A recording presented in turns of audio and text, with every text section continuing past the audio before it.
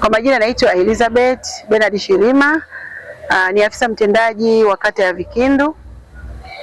Leo tulikuwa na maadhimisho pamoja na hafla fupi na kikao. Yaani tujaribu kuweka mambo mengi kwa wakati mmoja ili kufanya jambo liwe lenye mafanikio zaidi. Kwa hiyo tukaita ni siku ya kikao cha wadau wa elimu kata ya Vikindu. Tunaweka hivi kwa sababu tunatamani kupata maoni mbalimbali ya wananchi kuhusu masuala mazima yanayohusiana na elimu. Na hapa tumeshirikisha wadau mbalimbali, tumeshirikisha wananchi wa kawaida kabisa, wazee mashuhuri, viongozi wa dini, viongozi wa kiserikali, nikimaanisha kuanzia kwenye vitongoji, vijiji, pamoja na kata na pamoja na halmashauri ya wilaya Mkuranga. Tumejumuisha pia na kualika wadau mbalimbali wakiwa ni wawekezaji wenye viwanda katika kata ya Vikindu.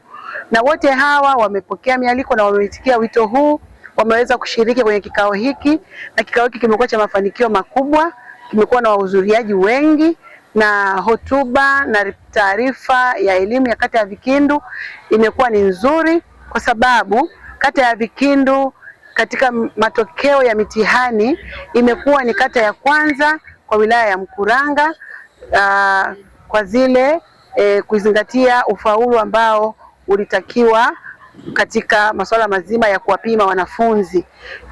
Kwa hiyo sisi tukaona kama kata, na mimi na ofisi yangu ya kata ya Vikindu, tukaona kwamba ni vyema tukawakumbuka na walimu waliowezesha, kwa sababu wamefanya kazi kubwa, wamewafundisha watoto wetu kwa nia, kwa moyo, kwa bidii, na kufanya watoto hawa waweze kufaulu kwa viwango vikubwa sana.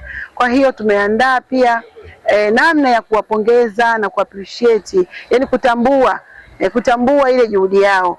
Kwa hiyo walimu watapewa vyeti, walimu watapewa zawadi. Tumeandaa zawadi nzuri sana, vyeti vyao ni vizuri sana vya kuwaonyesha kwamba ile kazi waliofanya sisi tumeikubali. Kwa hiyo naomba niwahamasishe wananchi wote na Watanzania wenzangu kwa habari ya kuweka mkazo na msisitizo kwenye elimu.